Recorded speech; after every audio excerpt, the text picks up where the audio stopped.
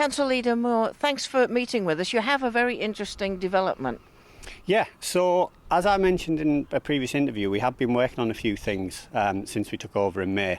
And one of the ones that's excited me most is something I've actually been working on for a good year or two. And that is that back in kind of 2004 time, the council got rid of all of our housing stock. It was all transferred over to Housing Hartlepool, and we didn't control any housing, we didn't house anybody or weren't a social landlord. Over the past couple of years, we have started to build that back up, and we've got just short of 300 houses that are actually owned by the council now, and we do have tenants sitting in there and living in our property. But these are properties that we've either bought off the open market as new developments have been built. We've bought a couple of houses and we've just added to them piecemeal. More recently, we have been buying ex-right-to-buy houses, so ex-council houses that were bought under the right-to-buy scheme, and now we're bringing them back into our stock. And it always baffled me why we were buying ex-right-to-buy houses when there was always a reluctance for us to build any council houses ourselves. And the justification for buying ex-right-to-buy houses is that they're good quality houses, they're solid, they're good proportions, and the houses that people actually want to live in, which for me is all of the reasons why councils should build houses full stop, because we build to a better quality. So I guess the announcement really is that over the past couple of months we've been working to identify a number of sites across the town where we can, alongside our new housing strategy, start building council houses again. Well, obviously lots of questions from that. Firstly, funding. Is it coming from taxpayers' funds? So the way that the funding for any new builds would take place, there is a completely separate pot of money called the Housing Revenue Account. That was reopened a couple of years ago, and it's completely separate to the main council budget. Well, where does that money come from, though?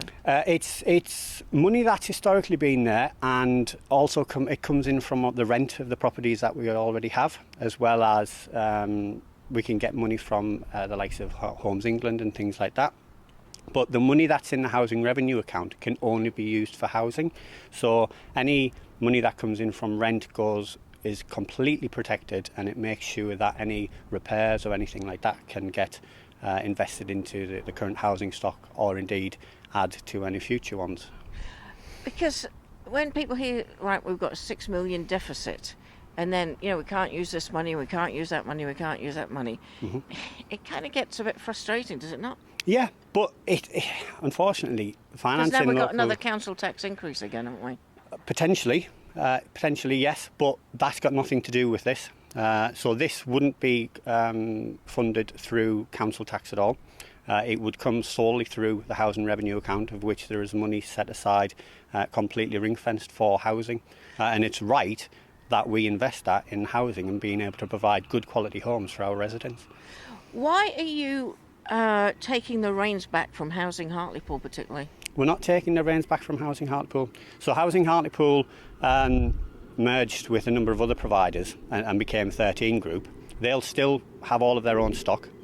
This is us basically saying that there is a need in the current market to provide good quality homes for our residents, and that are managed locally and looked after by local people. And I think we can do that, and we can provide a very good service, as we already do to almost 300 people.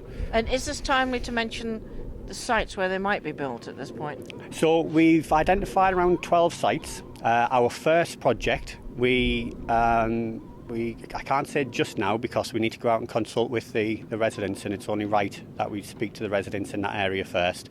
But we have a development of one street, so we are cutting our teeth carefully. We haven't been in this game for a while, so one street of 18 properties, a mixture of housing and bungalows. And I think once we deliver this, we'll be able to say we'll have the expertise to build on it and provide more housing for our residents. And the confusion, again, for many residents is that, when you go up Station Lane towards Seaton, there's a whole load of boarded up houses there. I mean, are they council owned or? No, they're not owned by us. They would either be owned by private residents or private landlords who aren't getting anybody in there. Or I know that some of the other social landlords do have properties that they're in the process of kind of redoing and getting new residents in. Will you be a bit more particular about these new builds? Like, for instance, there was a new build in Elwick Road, and they haven't got anywhere to park. Obviously, the number of cars coming in means that everybody else doesn't have anywhere to park either. Mm-hmm. Will you be a bit more circumspect about having enough parking in the area for these new builds so that it's not like a domino effect and everybody gets impacted? Yeah. And that's the beauty of us building these houses, because we build to a higher standard. You look at the room proportions in an ex-right to buy house compared to a lot of the new build houses, and the room sizes are much bigger. They'll grant bigger gardens, they'll much thicker walls.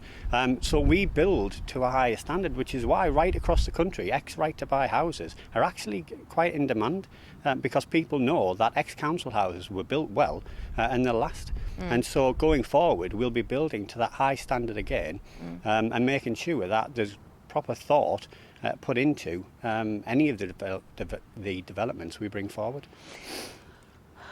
Who are the likely candidates to be top at the housing list on the council these days?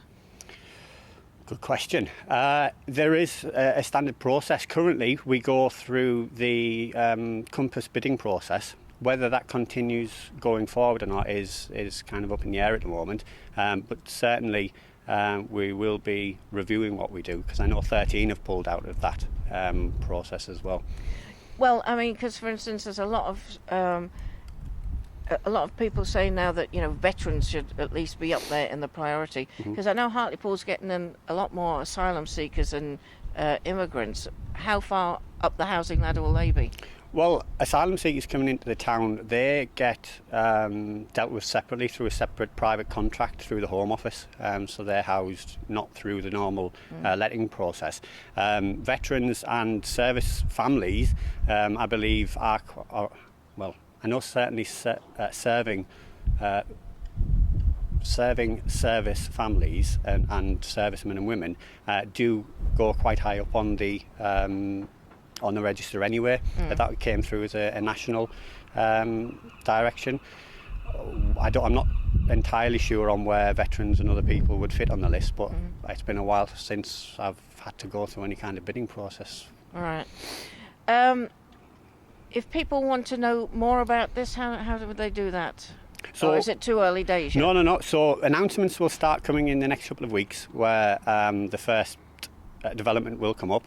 As I mentioned, we're about to go out and speak with the residents in that area to make sure they're on board and they're happy with everything before we go ahead with anything, because it's only fair we speak to the local residents first.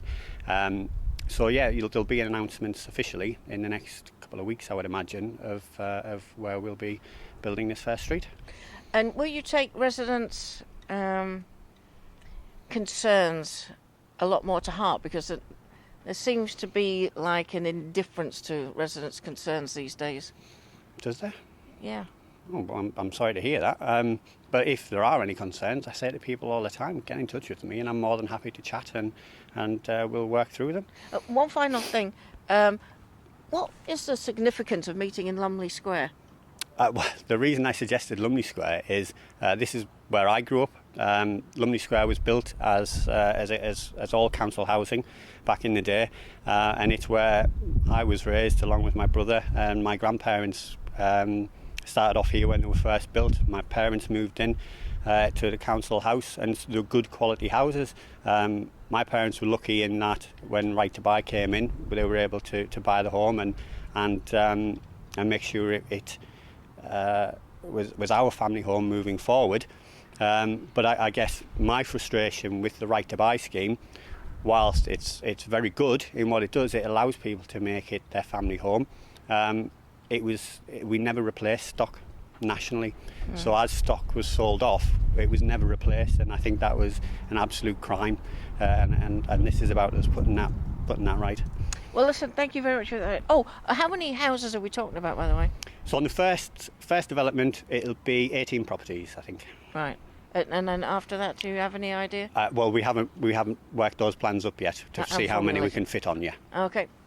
There you go, folks. New houses in Hartlepool. Please like and follow Hartlepool TV on Facebook and YouTube.